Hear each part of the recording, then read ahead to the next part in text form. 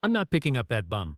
The taxi driver's voice was loud enough for Daniel Morrison to hear through the rain as the yellow cab pulled away from the curb, leaving the 69-year-old veteran standing in the downpour. It was the fifth taxi to refuse him in an hour, each driver taking one look at his worn clothes and deciding he wasn't worth the fare.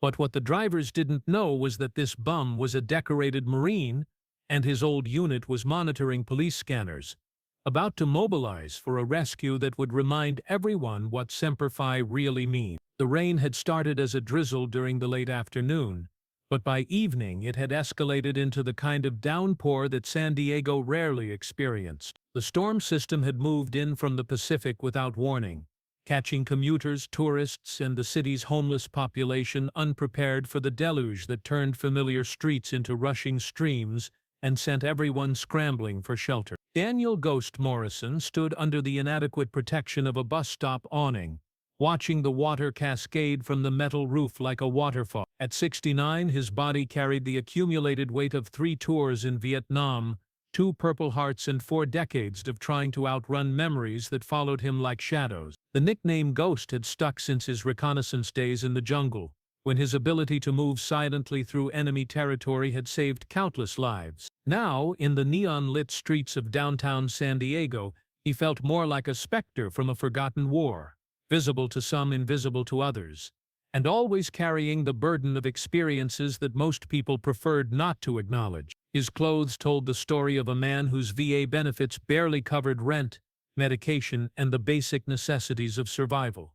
The worn leather jacket had once been military issue, but years of wear had faded its original black to a mottled gray-brown that spoke of too many nights spent outdoors. His jeans, patched at the knees and frayed at the cuffs, were clean but bore the unmistakable signs of careful maintenance by someone who couldn't afford to replace them. His boots, the one item he'd managed to keep in decent condition, were military surplus, sturdy, waterproof, and polished to a shine that reflected his ingrained Marine Corps discipline, even when everything else about his appearance suggested destitution. Daniel had been trying to get home from the VA hospital, where he'd spent the day in a PTSD counseling session that had left him emotionally drained and physically exhausted. The bus system didn't run late enough to get him back to his small apartment in National City, and his fixed income meant that a taxi ride was a significant expense, but one he'd planned for and saved the $27 to cover. What he hadn't planned for was the way his appearance would make him invisible to drivers who saw only a potential problem rather than a paying customer. The first taxi had slowed down,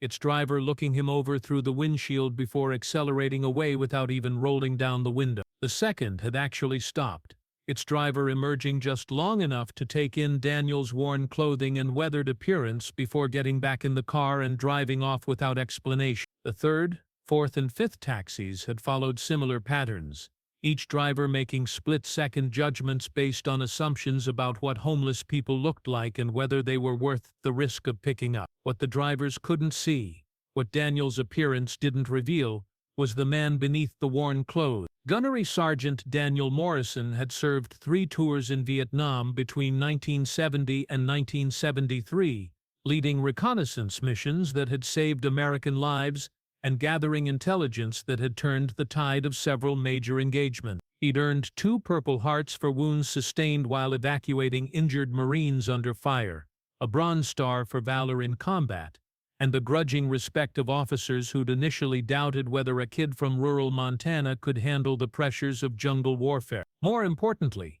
Daniel had never lost touch with his brothers from those days. The Marine Corps had taught him that bonds forged in combat lasted a lifetime, and the men he'd served with had maintained contact across 5 decades of civilian life. They checked on each other during holidays, attended each other's funerals, and maintained an informal support network that had helped all of them navigate the challenges of post-war life. Most of them had found success in civilian careers, had raised families, and had managed to build comfortable retirements. Daniel's path had been different: PTSD, survivor's guilt, and a struggle with alcohol that had cost him jobs, relationships, and opportunities, but his brothers had never written him off. What made this network particularly effective was the presence of several Marines who'd gone into law enforcement, emergency services, and military support roles that gave them access to police scanners, emergency frequencies, and official communication network. They'd made it their business to monitor these channels, partly out of professional habit and partly because they knew that veterans in crisis sometimes showed up in police reports before they showed up in VA statistics. Master Sergeant Mike Rodriguez, now retired from the San Diego Police Department, was monitoring his scanner from his home in Mission Valley when he heard the first report. A concerned citizen had called 911 about an elderly man standing in the rain downtown, apparently unable to get transportation. The description was vague. Older white male, approximately 70, wearing military-style jacket, appears to be in distress, but something about it triggered Rodriguez's instinct. Rodriguez had served with Daniel in Vietnam, had been part of the same reconnaissance unit that had earned the nickname Ghost Company for their ability to appear and disappear in enemy territory without being detected. He'd maintained contact with most of the unit members over the years, and he knew that Daniel struggled more than most with the transition to civilian life. The location mentioned in the police report was near the VA hospital, and Rodriguez knew that Daniel had counseling appointments there. The second report came 15 minutes later. Same individual still at location, multiple taxi refusals observed, possible mental health crisis developing. This time Rodriguez didn't hesitate. He picked up his secure phone and started making calls. The first call went to Sergeant Major Tom Bull Patterson, who'd retired from active duty but still lived near Camp Pendleton and maintained close ties with current Marine units. The second went to Staff Sergeant Carlos Doc Mendez, who'd become a paramedic after the war and had contacts throughout the San Diego Emergency Services Network. The third went to Corporal Jimmy Tank Washington, who'd built a successful construction business and owned several vehicles that could navigate the flooded streets. Within 30 minutes, Rodriguez had assembled a response team that represented 40 years of post-war success, but had never forgotten their wartime brother who'd saved their lives in the jungles of Southeast Asia. They didn't call it a rescue operation. That would have been too formal, too military for what was essentially a family emergency. They called it picking up Ghost, and they approached it with the same methodical planning they'd once used to extract wounded Marines from hostile territory. Patterson took command, as he had in Vietnam, coordinating the movement of personnel and resources with the efficiency that had once made Ghost Company legendary among Marine reconnaissance units. Mendez used his emergency services contacts to monitor police and fire department frequencies, ensuring that the civilian authorities knew that help was on the way and that Daniel wasn't a threat to himself or others. Washington loaded his heavy-duty pickup truck with warm clothes, hot coffee, and the kind of emergency supplies that might be needed for someone who'd been standing in the rain for over an hour. Rodriguez served as the liaison with civilian authorities, using his law enforcement credentials to ensure that their unofficial rescue operation wouldn't interfere with any official emergency response. He also took on the task of locating Daniel's exact position and assessing his condition through the network of patrol officers who knew him from his days on the force. The convoy that left Camp Pendleton at 200 hours wasn't officially sanctioned, but it had the blessing of several active-duty Marines who understood what was happening and why it mattered. 3 vehicles carried 7 veterans, ranging in age from their mid-60s to their early 70s, united by shared experiences and a commitment that had never wavered. No Marine gets left behind. They found Daniel exactly where the police reports had indicated, still standing under the bus stop awning, still clutching his $27, still hoping that the next taxi would stop. The rain had soaked through his jacket, and his body language spoke of exhaustion, frustration, and the kind of quiet desperation that comes from being repeatedly rejected by people who don't see your humanity. Patterson was the first to approach, stepping out of Washington's pickup truck and walking slowly toward the bus stop. He didn't run, didn't shout, didn't create the kind of dramatic scene that might attract unwanted attention. He simply walked up to his old friend and said the words that had meant everything in Vietnam and still meant everything 40 years later. "Ghost, we're here to take you home." Daniel looked up, rain streaming down his face, and for a moment didn't seem to recognize the man standing in front of him. Then something in Patterson's voice, something in the way he stood, triggered memories that cut through the exhaustion and the despair. Daniel's voice was barely audible over the rain. "That's right, Ghost. And I brought some of the boys with me." The other Marines had formed a loose perimeter around the bus stop, not to intimidate anyone but to provide security and privacy for what they knew would be an emotional reunion. Rodriguez had positioned himself where he could watch for police response. Mendez had emergency medical supplies ready in case Daniel needed immediate attention, and Washington had already started the truck's heater to warm up the cab. "How did you know I was here?" Daniel asked, still trying to process what was happening. "We monitor the scanners," Patterson explained. "When one of our own needs help, we hear about it." "I just needed a ride home," Daniel said, and the simple statement carried the weight of a man who'd been reduced to begging for basic transportation in a city that had forgotten what he'd sacrificed for their freedom. "I know," Patterson replied, "and we're going to get you there. But first, let's get you dry and warm."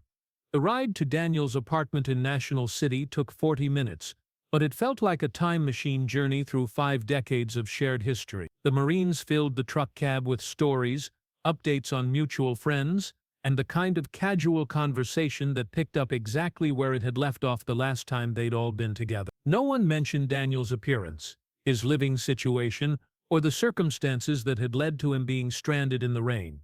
Instead, they talked about grandchildren, recent travels, and the upcoming reunion that they'd been planning for the following summer. When they reached Daniel's apartment building, the Marines didn't just drop him off and leave. They helped him upstairs, made sure his heat was working, and ensured that he had everything he needed for the night. Washington left his business card with a standing offer for transportation to VA appointments. Mendez provided contact information for emergency medical services that understood veteran issues. Rodriguez gave him a direct number that would reach the informal veteran support network at any hour of the day or night. But it was Patterson who made the offer that would change everything. "Ghost, we've been talking about this for a while, and tonight clinched it. We want you to come live with one of us. Tank's got a guest house that's sitting empty, and it's yours if you want it. No charity, no handouts, just brothers looking out for each other the way we always have." Daniel looked around his sparse apartment, taking in the single room that contained all his worldly possessions, the hot plate that served as his kitchen, and the thin walls that did little to block out the noise from neighbors who had no idea they were living next to a decorated war hero. "I don't know what to say," he admitted. "Say yes," Rodriguez suggested. "Say you're tired of struggling alone when you don't have to." The conversation that followed lasted until dawn, covering topics that ranged from practical arrangements to deeper discussions about pride, independence, and the difference between accepting help and accepting charity. In the end, Daniel agreed to at least visit Washington's property and see if the arrangement might work for everyone involved.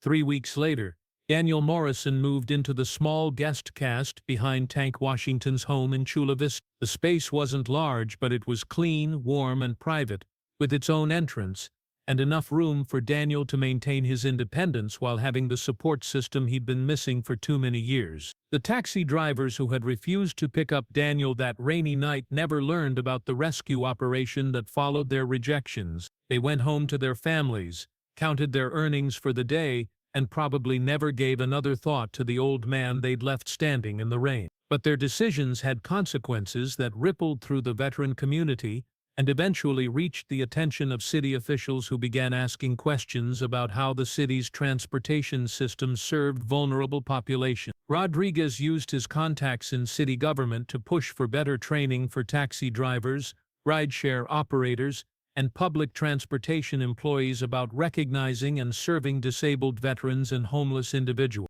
The incident became part of a broader conversation about how San Diego needed its veteran population and led to policy changes that improved transportation access for people who didn't fit the typical customer profile. Daniel's story, when it eventually became known through veteran advocacy networks, sparked similar discussions in other cities. The image of a decorated war hero being refused taxi service because of his appearance became a powerful symbol of how society's most vulnerable members, including those who'd sacrificed the most for their country's freedom, could become invisible to the people they encountered in daily life. More importantly, the rescue operation became a model for other veteran support networks. The combination of monitoring emergency frequencies, maintaining rapid response capabilities, and having the resources to provide immediate assistance was replicated by Marine units, Army veteran groups, and Navy associations across the country. The informal slogan, "No Veteran Left Behind," became the basis for organized programs that had prevented countless other veterans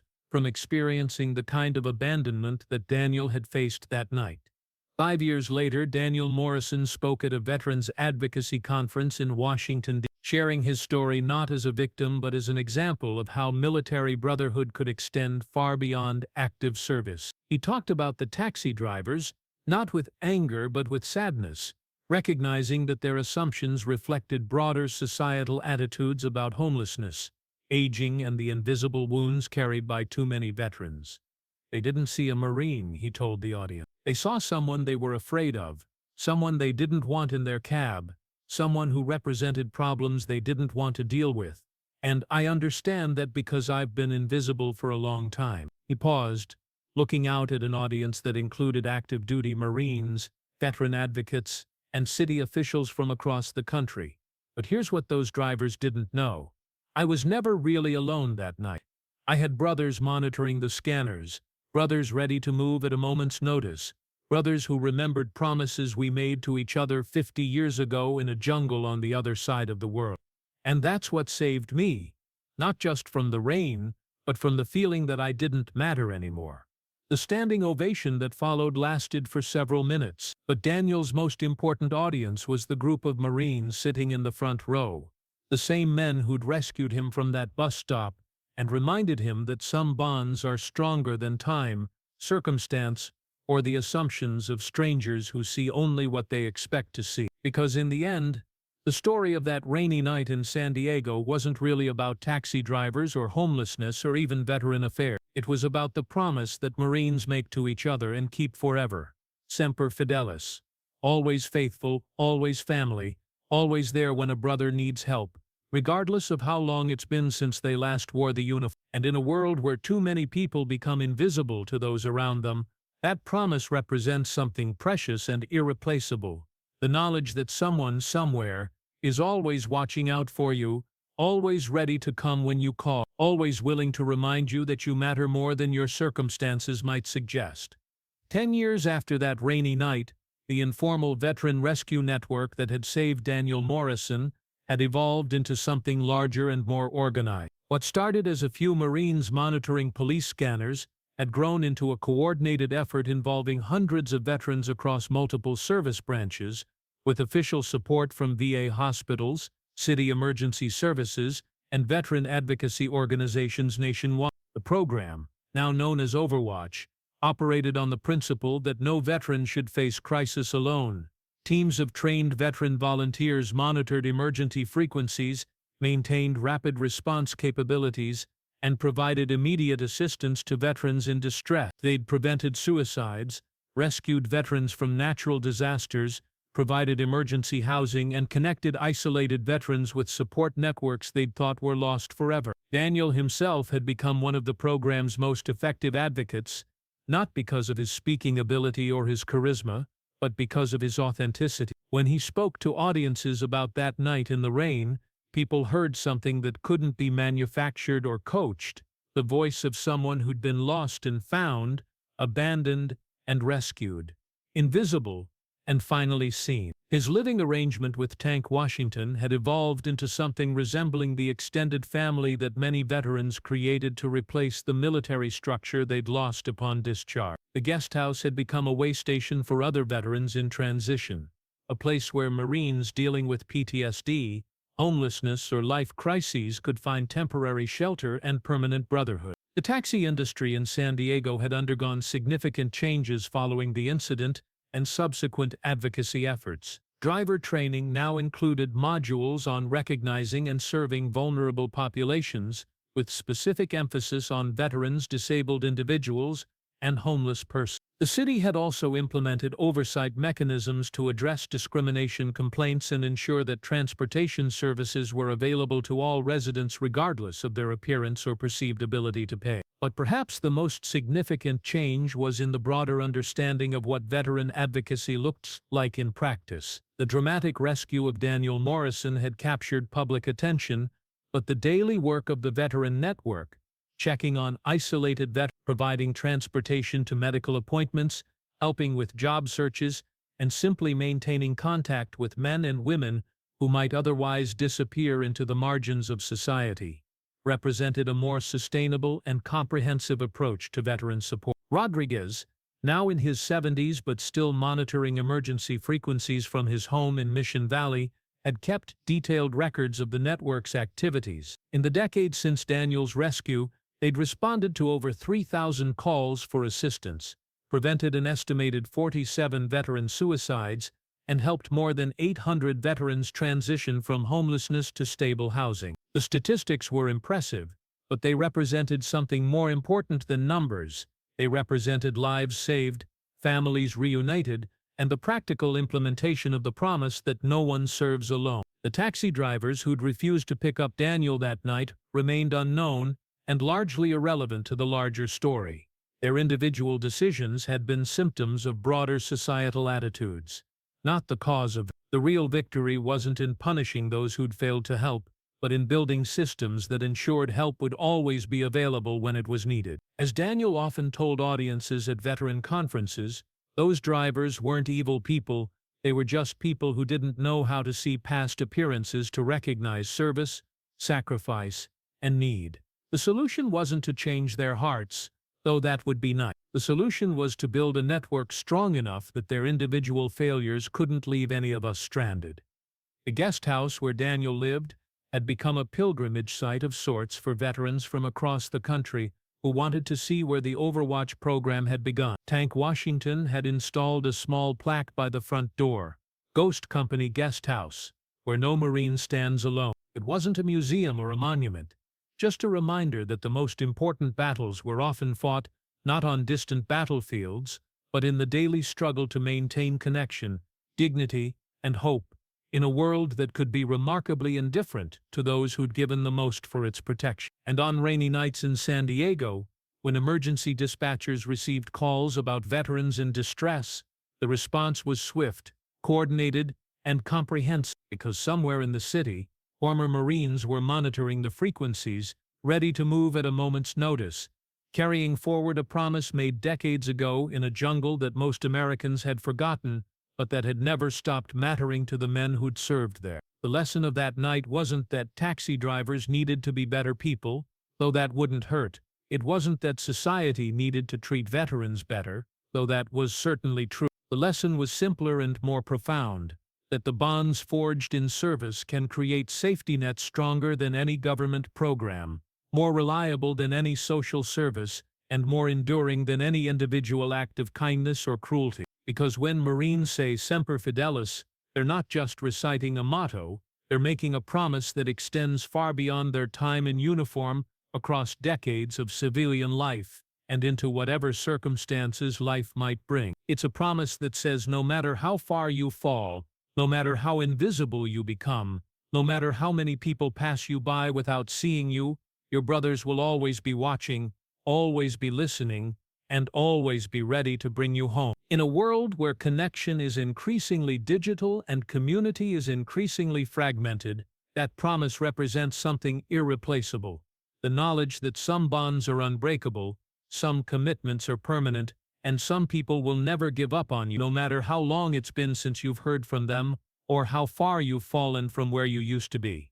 And that, more than any government program or social service, is what saved Daniel Morrison on that rainy night in San Diego. Not the kindness of strangers, but the loyalty of brothers who'd never stopped considering him family, never stopped monitoring his welfare, and never stopped believing that every Marine matters, regardless of their circumstance. That's the real story of Overwatch, not the dramatic rescue that started it all, but the quiet daily work of veterans looking out for each other, one phone call, one check-in, one act of brotherhood at a time. Because in the end, the most important victories aren't won in battles that make the news, but in the daily decision to remain faithful to the promises we make to each other, especially when those promises are tested by time, distance, and the inevitable challenges that life brings to us all.